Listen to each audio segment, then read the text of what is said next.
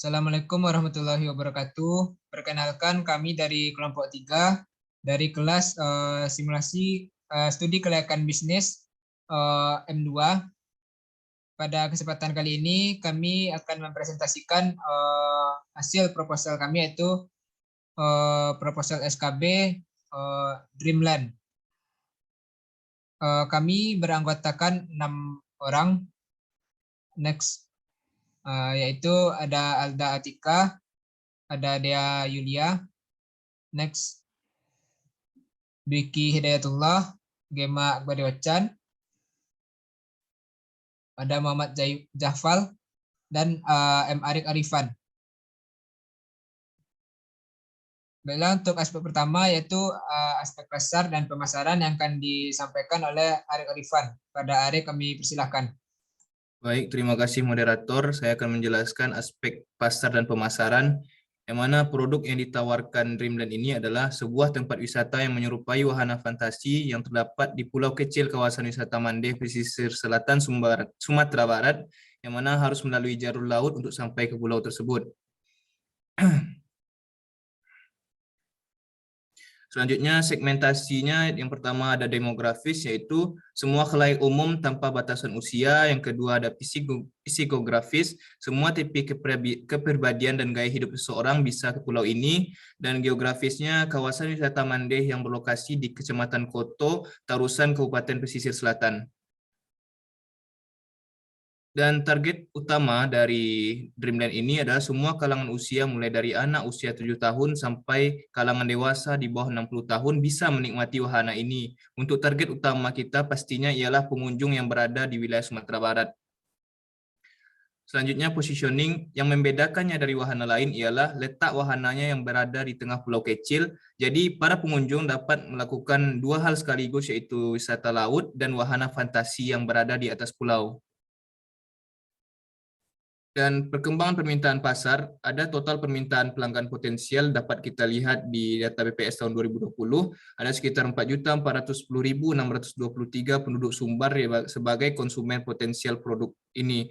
Dan kunjungan wisata Provinsi Sumatera Barat dapat dilihat di tabel sebelahnya. Kemudian perkembangan penawaran pasar. Di Sumatera Barat sendiri hanya ada 2 tempat rekreasi wahana yang cukup terkenal, yaitu Mifan Waterpark dan Bukit Cinangkia. Serta wahana bermain yang letaknya di sebuah pulau itu juga belum ada, maka di situ penawaran pasar dapat terjadi. Selanjutnya ada 2 analisis persaingan yang kami lihat di sini, dan kita bisa melihat di sini ada analisis produk Pulau Sirandah dan Minang Fantasi.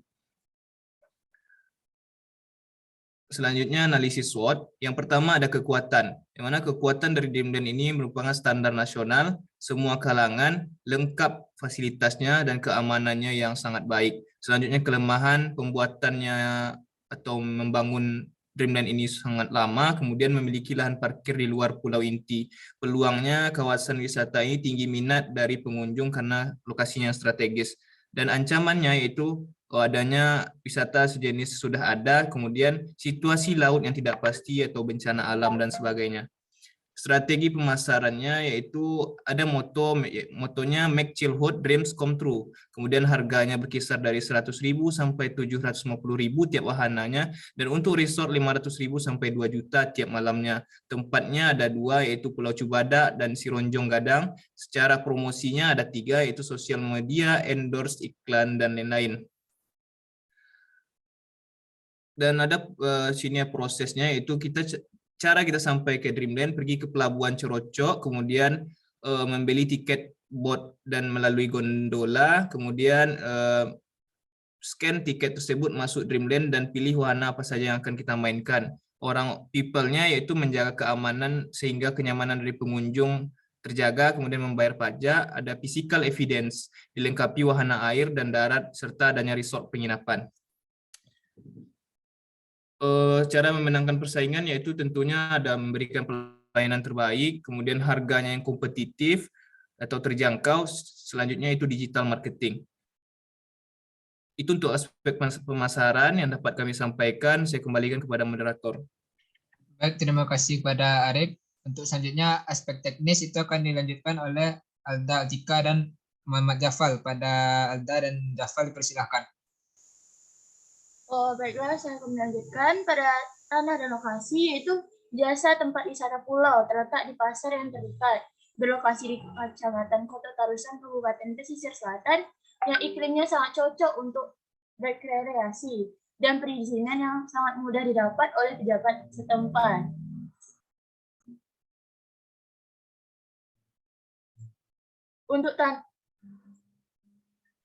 Untuk analisis lokasi, yaitu berdasarkan tingkat minat pengunjung di sana. Dan site analisisnya kami mengambil 2 pulau, yaitu Pulau Cibadak dan Selanjung Gadang. Untuk tahapan memilih lokasi, kami melihat kemungkinan daerah yang cocok dan memperhatikan pengalaman orang lain, serta dampak sosial dan dukungan masyarakat sekitar. Untuk desain produk jasa, yaitu objek wisata yang menyerupai wahana fantasi, tetapi terletak di pulau kecil. Dan untuk ke sana kami melalui gondola maupun sampan, dan kami fokus untuk Pulau Cibadak, kami fokuskan untuk resort dan penginapan, sedangkan untuk Pulau Selanjung Gadang kami fokuskan untuk wisata bahari.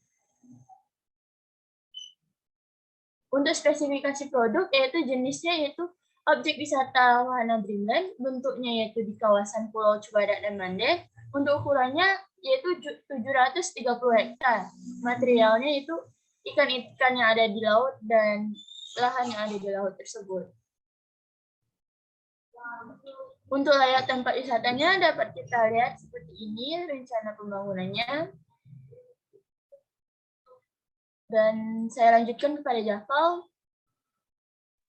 Oke, selanjutnya yaitu mengenai partner bisnis Minangkabau Dreamland. Pada proyek ini kami bekerjasama dengan 4 perusahaan. Yang pertama PT Arsitektaria Media Cipta yang bekerjasama mengenai pembangunan wahana, penginapan, dan fasilitas penunjang lainnya.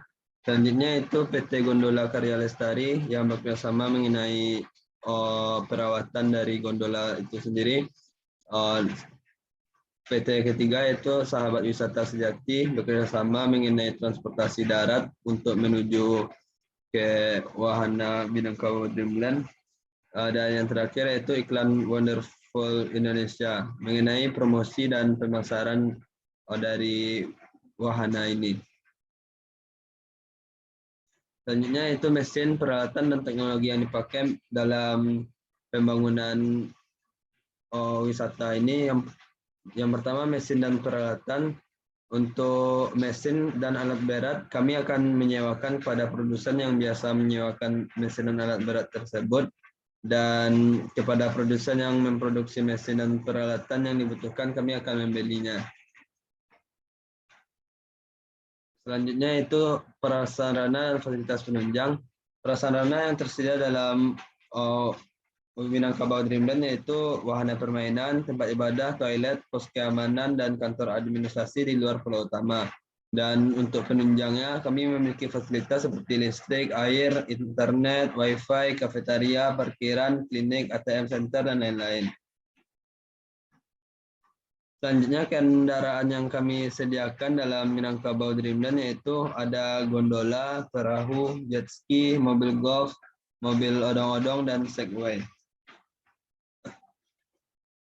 Untuk matriks pelaksanaan pembangunannya, kami membagi ke 5 periode yang diawali di periode pertama yaitu penyiapan usaha dan diakhiri dengan pemeliharaan dan penggantian. Mungkin sekian dari saya, dikembalikan ke moderator. Baik, terima kasih kepada Jafal dan Alta. Untuk aspek selanjutnya itu aspek manajemen yang akan saya jelaskan sendiri. Untuk aspek manajemen, yaitu yang pertama itu ada struktur organisasi. Struktur organisasi dari PT ini ditempati oleh Dewan Komisaris pada posisi paling atas, kemudian direktur utama di bawahnya sekaligus sebagai orang yang mengatur seluk-beluk dari perusahaan ini. Di bawah direktur utama itu terdapat 4 divisi utama, yaitu divisi Transformation and Business Development, Property and General Affairs, Commercial and Digital, dan Finance and Investor Relation. Di samping itu, direktur utama juga dibantu oleh 2 bagian, yaitu Internal Audit dan Corporate Secretary. Next, Alda. Di sini bisa kita lihat job deskripsi dan job spesifikasi dari karyawan yang kami butuhkan. Di next saja, Alda. Ini adalah job description masing-masing jabatan dari struktur organisasi kami. Nah, di sini adalah bagian job spesifikasi.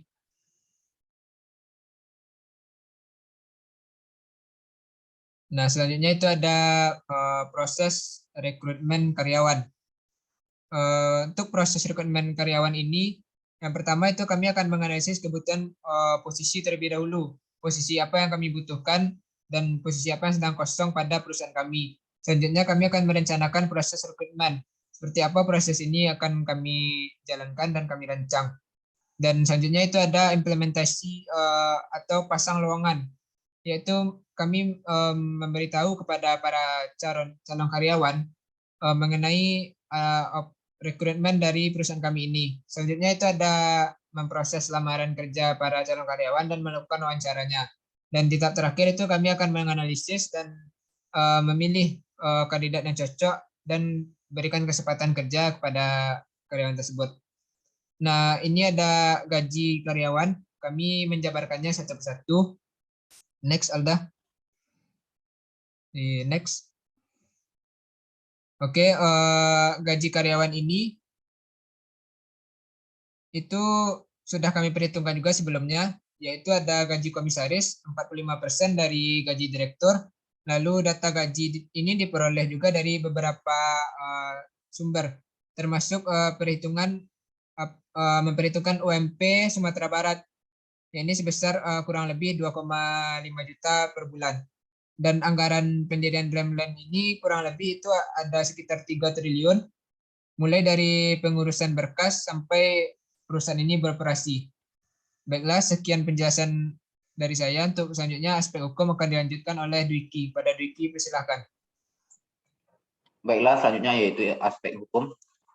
Minangkabau Dreamland merupakan perusahaan terbatas karena perusahaan didirikan oleh 6 orang dan bantuan para investor dengan modal yang cukup besar, yaitu lebih dari 10 miliar, serta PT memiliki badan hukum yang dapat mengatur jalannya perusahaan. Bentuk badan hukum. Next. Izin-izin yang diperlukan untuk usaha, yang pertama prosedur pendirian PT, yang kedua legalitas perseroan terbatas, yang ketiga surat izin usaha perdagangan atau SIUP, yang keempat adalah tanda daftar perusahaan atau TDP, yang kelima ada tanda daftar usaha pariwisata atau TDUP. Next. Selanjutnya yaitu lembaga atau departemen yang terkait dengan perusahaan. Yang pertama ada Kemenko Marves, yang kedua ada Kementerian PU atau BUMN Karya, yaitu gunanya untuk pembagian masalah infrastruktur, jalan maupun dan lain sebagainya. Yang selanjutnya yaitu Kemenkes dan Kemenparekraf. Baik, sekian saya kembalikan kepada moderator. Baik, terima kasih kepada Dwiki. Untuk selanjutnya itu ada aspek sosial ekonomi yang akan dilanjutkan oleh Dea. Pada Dea, silakan. Terima kasih moderator. Yang terakhir yaitu ada aspek sosial ekonomi. Dampak terhadap ekonomi yaitu ada 5. Yang pertama dapat meningkatkan taraf hidup masyarakat. Yang kedua dapat menyerap tenaga kerja. Yang ketiga dapat meningkatkan perekonomian masyarakat sekitar. Yang keempat dapat mengembangkan wilayah. Yang kelima yaitu dapat meningkatkan pendapatan masyarakat di sekitar. Selanjutnya itu ada dampak sosialnya.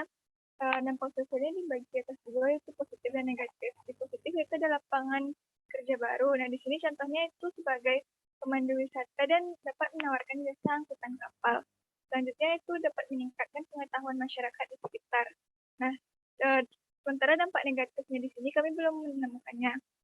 Yang terakhir itu ada aspek lingkungan hidup atau AMDAL. Yang pertama itu dapat tercemarnya air laut. Yang kedua dapat merusak ekosistem laut. Yang ketiga dapat mengubah struktur pulau. Dan yang keempat itu dapat menyebabkan kerusakan pulau. Nah, di sini kerusakannya relatif kecil. Nah, sekian dulu aspek sosial ekonomi, saya kembalikan kepada moderator. Baiklah, terima kasih pada Dea yang telah menyampaikan materi terakhir. Maka sekianlah presentasi dari kelompok kami. Apabila ada kata-kata yang salah, mohon dimaafkan. Bila taufiq hidayah. Assalamualaikum warahmatullahi wabarakatuh.